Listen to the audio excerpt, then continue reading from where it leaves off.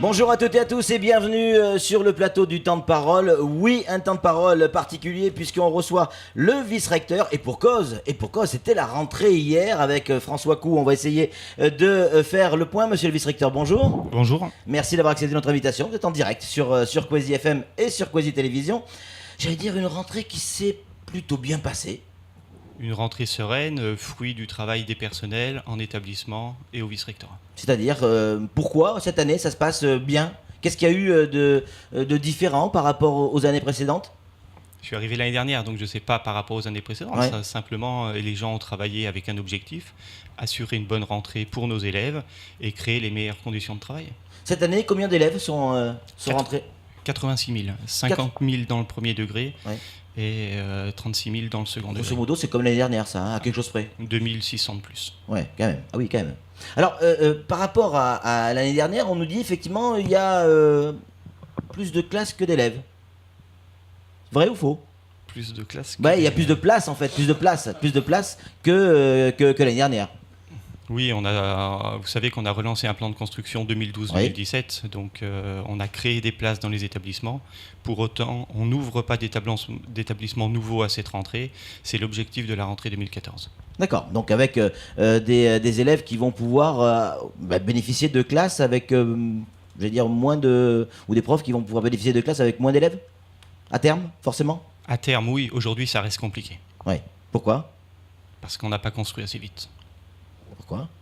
Voilà. Parce que pour les constructions, vous savez qu'il y a beaucoup de contraintes. Il y a la contrainte du financement. Donc là, un très gros travail a été fait avec le ministère de l'Éducation nationale. Ouais. Il y a des contraintes de foncier qui restent très fortes.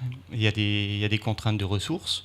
Il y a des contraintes d'autorisation administrative, de loi sur l'eau. Protection des espèces protégées, etc., qu'il nous faut respecter. Alors, il y a on l'entendra tout à l'heure avec les syndicats, notamment l'UNSA, je crois qu'il va nous rejoindre tout à l'heure. Certains, effectivement, évoquent des dysfonctionnements, mais qui sont liés plutôt à des responsabilités communales. Est-ce que là, le vice-rectorat ne pourrait pas donner un coup de main aux communes pour que, maintenant que ça va à peu près bien chez vous, donner un coup de main aux communes pour acheter les crayons, acheter les stylos, essayer d'avoir des classes à peu près normales? Acheter les crayons et les stylos, ça relève de la responsabilité des parents d'élèves. Ouais. Maintenant que certains maires fassent un effort pour améliorer la situation, c'est très bien, et on travaille dans ce sens-là. Mais le matériel basique dans les écoles, ça relève des familles. Et ça, j'en profite pour vous dire que le samedi 28 septembre, on va lancer une action, j'espère, forte, intitulée « Parents, l'école a besoin de vous ». On souhaite associer davantage les parents à la scolarité de leurs enfants, parce qu'aujourd'hui, on constate à Mayotte, peut-être plus qu'ailleurs, que souvent, les enfants manquent de repères, et il nous faut tenir un discours commun, parents-école. Donc, ça veut dire quoi? Que les parents comptent trop sur les enseignants pour éduquer les enfants? L'évolution de la société est allée très vite, et certains parents sont perdus. Donc, il nous faut rétablir leur autorité, les aider sur le registre de la coéducation, à rétablir l'autorité à la maison pour qu'on puisse parler le même langage en dehors de l'école et à l'école. Alors, mais comment on peut s'y prendre? Parce que quand l'élève il est chez les parents, forcément il n'est pas à l'école, et il ne va pas y avoir un prof chez les parents pour expliquer aux parents comment il faut élever les enfants. Non, mais simplement, il faut qu'on explique, nous, Éducation nationale, davantage comment fonctionne l'école, les attendus en termes d'attitude, les attendus en termes de travail personnel, pour mieux travailler ensemble. Les objectifs pour cette année scolaire 2013-2014, vous êtes fixé des objectifs particuliers? Une continuité par rapport aux objectifs fixés à la rentrée 2012, construire, recruter, piloter le système éducatif. Alors recruter, on va en parler forcément. Il y avait une petite polémique autour de ça, on y parlait de recrutement, mais vous y avez déjà répondu, qu'il allait y avoir des recrutements de malgaches, de comoriens, etc. Vous avez dit non, c'est totalement faux. C'était une farce. Je ne sais pas d'où ça sortait, mais c'était une farce. Évidemment, c'est impossible. Voilà. Samuel Baucher, le rédacteur en chef de France Mayotte Matin, a une question à vous poser, monsieur le vice-recteur. Oui, on parle de capacité d'accueil des élèves dans les écoles, notamment du premier degré. Les rotations vont être maintenues. Le système en tout cas est maintenu, on ne peut pas faire autrement, mais il y a aussi la réforme du rythme scolaire qui se met en place, notamment à Bandrabois. C'est une école, une commune pilote, une école pilote. Comment est-ce qu'on va faire au fur et à mesure pour appliquer cette réforme si les rotations ne peuvent pas disparaître ? Il nous faut appliquer cette réforme dans l'intérêt général et dans l'intérêt de l'enfant. Aujourd'hui, c'est un peu un non-sens qu'on fasse travailler de très jeunes enfants de 7h à midi. On sait très bien ce qui se passe à partir de 10h30. Tout est compliqué, et pour les enseignants et pour les élèves. Donc l'objectif aujourd'hui, 379 salles de classe en rotation. Il nous faut réduire sensiblement ce chiffre sur un plan pluriannuel. Le SMI a mis travail, des évolutions sont sans doute à venir. Sur les rythmes scolaires, effectivement, l'équipe municipale de Bandrabois s'est fortement engagée sur le projet. J'ai eu le plaisir d'être auprès de monsieur le maire hier matin. Un projet extrêmement construit, structuré, avec des horaires 8h15, 11h30, 14h, 16h. Un temps qui respecte le temps de l'enfant, le temps de l'élève. Donc évidemment, l'équipe municipale de Bandrabois a eu le plein soutien du vice-rectorat et continuera à travailler avec nous pour que cette mise en œuvre soit une réussite.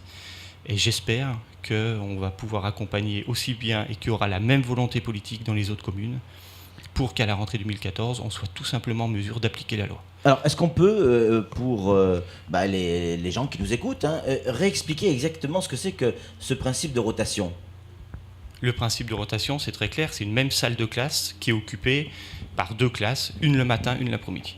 Alors, les enfants, mettons, mon gamin va à l'école le matin, qu'est-ce qu'il fait l'après-midi ? Voilà. Et là, excellente question. Excellente. Non, mais voilà, c'est le système éducatif aujourd'hui à Mayotte qui fait que beaucoup d'enfants sont livrés à eux-mêmes l'après-midi. Ouais. Donc, dans la mise en œuvre de la réforme des rythmes scolaires, elle fait consensus globalement. Après, dans sa mise en œuvre, tout le monde vient m'expliquer une bonne raison pour ne pas le faire. Ouais. Aujourd'hui, que font les enfants l'après-midi ?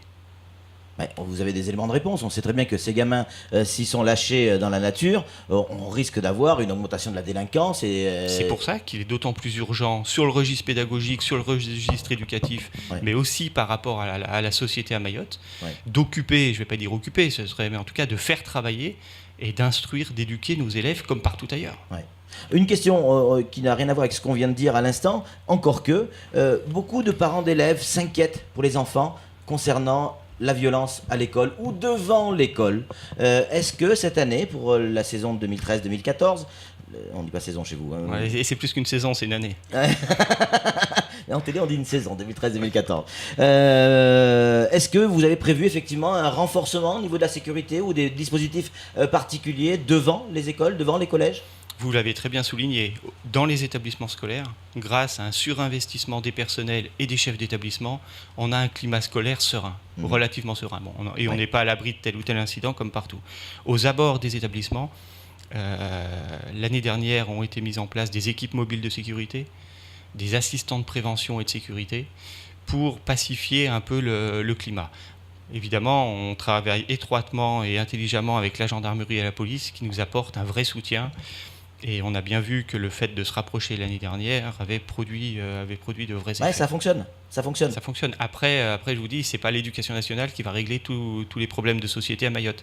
Donc, ce qui se passe dans la rue, il faut aussi qu'il y ait une prise de conscience collective avec les parents. Et c'est ça, hein, on compte à Mayotte, et vous le disiez très justement tout à l'heure, peut-être trop sur l'éducation nationale pour éduquer ses enfants en dehors de l'école. On confond éducation et instruction à Mayotte ? Non, il faut qu'il y ait instruction et éducation ensemble. Ouais. Mais au sein de l'école, c'est pas possible. Si, bien sûr. Si. L'objectif de l'école, c'est d'instruire et c'est d'éduquer. C'est pour ça que tous les personnels sont mobilisés sur les 2 registres. Sam, une question ? Oui, moi je vois déjà un petit peu l'avenir, même si c'est très très proche. 1er janvier 2014, la compétence des constructions des établissements du second degré revient dans l'escarcelle du Conseil général. Normalement, c'est comme ça que ça devrait se passer. Comment est-ce que ça va se passer dans la réalité ? Est-ce que c'est une crainte pour vous ? C'est une information que vous me donnez ? Non, c'est une réalité, tout simplement. Non, je pense que la réalité, c'est que l'éducation nationale, via le vice-rectorat, va continuer à s'occuper de ce dossier. D'accord, malgré effectivement ce qui devrait se faire à partir de 2014. Le 1er janvier 2014, c'est quand même dans 4 mois. Ouais. Si on veut faire la bascule correctement, ça se prépare, ça s'anticipe. Aujourd'hui, on n'a pas avancé sur le dossier. Donc, il va falloir quand même faire quelque chose. Quoi. Voilà. Donc nous, on va continuer à faire notre travail dans l'intérêt des élèves. Le plan de construction 2012-2017 est ficelé, avec la construction de 3 lycées et de 4 collèges. Maintenant, le jour où se fera la bascule, très bien, ça permettra de mieux répartir les responsabilités et peut-être de mieux travailler ensemble.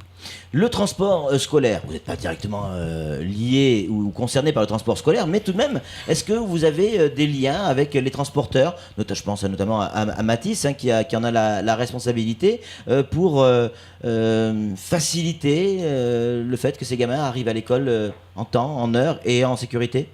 Non seulement on a des liens, mais on a des contacts quasiment quotidiens avec la société Mathis, qui a conduit un travail remarquable, qui est toujours à disposition de l'institution et qui apporte un vrai service aux élèves.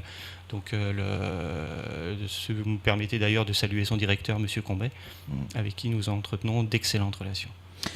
Sam ? Vous êtes observateur en fait dans les communes pour regarder les salles de classe. Quel est votre sentiment sur ce que vous voyez ? Qu'il faut évoluer très vite. Il y a quand même du boulot. Il y a du travail, mais c'est aussi à nous d'amener notre contribution pour faciliter les choses et faire avancer ce dossier qui aujourd'hui pose un vrai problème.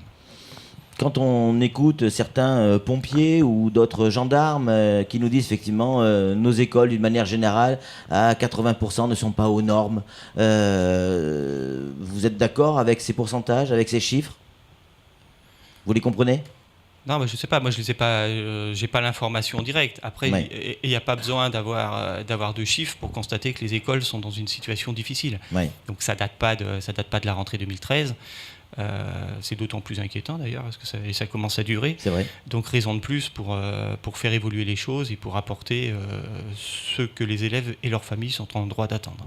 On nous dit également au niveau national que François Coux, vous en l'occurrence, vous avez carte blanche ici à Mayotte pour faire évoluer la situation, tant sur l'action que sur le budget même. Vous auriez presque un chèque en blanc. J'exagère un tout petit peu. Heureusement que je suis venu là ce matin parce que j'ai plein d'informations.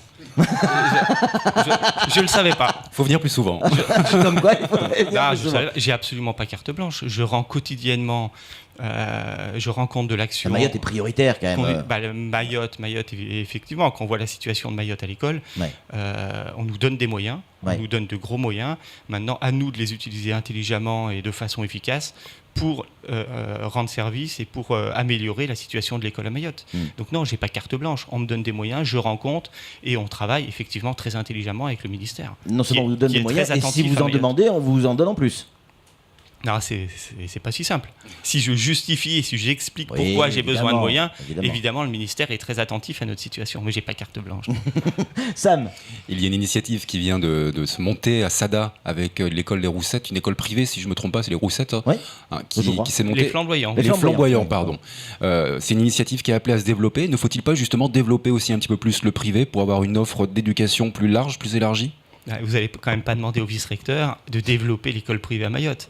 Moi, mon travail sur ce territoire, c'est de rendre l'école publique et le service public d'éducation en ordre de marche et pour qu'il soit plus performant. Après, ce que fait le privé, je ne vais pas dire que ça ne m'intéresse pas, et je m'y intéresse évidemment. Voilà, mon travail, c'est le service public d'éducation. Vos enfants vont à l'école ? Évidemment. Dans le public, évidemment. Est-ce que je vous pose des questions sur votre vie privée ? Non, vous n'êtes pas obligé d'y répondre. Donc vous ne me posez pas de questions sur ma vie. Très bien, monsieur le vice-recteur. En tout cas, merci beaucoup d'être venu sur ce plateau et d'avoir répondu à presque toutes nos questions. Je plaisante. C'est avec beaucoup de plaisir qu'on vous reçoit à chaque fois que c'est possible. Voilà pour ce temps de parole. Nous, on se retrouve, Flo, après la pub, après le journal, pour la suite de nos programmes.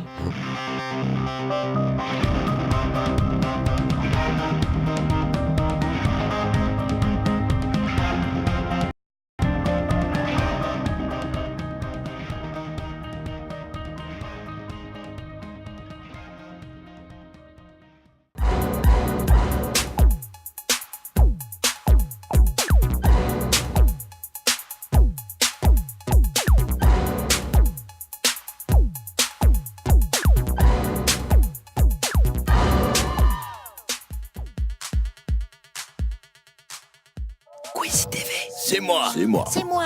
C'est moi. C'est moi. Quizy TV.